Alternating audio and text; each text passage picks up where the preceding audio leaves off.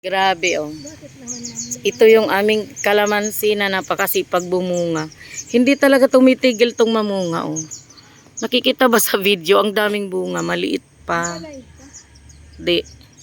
Video lang to na video, i-upload kung no edit. Tingnan nyo naman ang malunggay. Napakayaman namin dito sa malunggay oh. Ito, may sili na naman dyan. Napakayaman sa. Tapos, dito tayo kasi marami ko ditong malunggay pa. Malunggay, ang ganda. Tapos, ito pa, malunggay pa din. Tapos, meron ako ditong sili. Grabe na yung pakinabang ng sili na to. Ayan o. Siling, siling labuyo, pero malalaki siyang siling labuyo. Diba? Ang ganda. Dito naman tayo sa sigarilyas. Marami na po yan bunga. Sa future bunga, kasi bulaklak pa yung marami. Sa loob, marami na ring bunga. Oh. Di yata kita sa video, pero marami na yan. Nagtanim din ako dito ng mga kamote tops. Pag dito sa amin, masipag libre ang mga gulay. Kagaya nito, pati basil meron tayo. Yan mga kamuting kahoy. Oh. Ang dami. Dito maliit pa.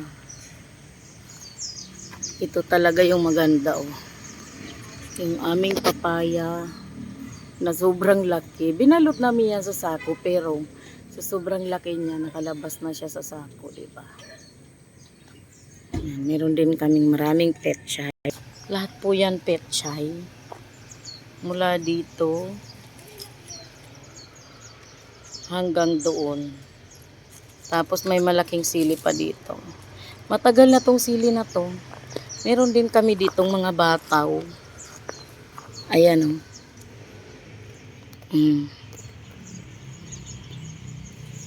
Bataw.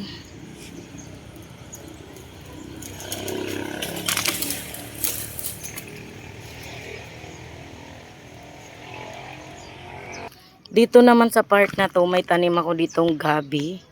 Yung ginagawang laing. Ayan o. 3 plat yan. 3 plat na na mga gabi. Wala pang 1 week to. Tapos meron din ditong another papaya. So dito sa amin, pag magtitinula ka, kumpleto na dito sa paligid. Maraming siling labuyo doon. Isang plat yun na puro siling labuyo.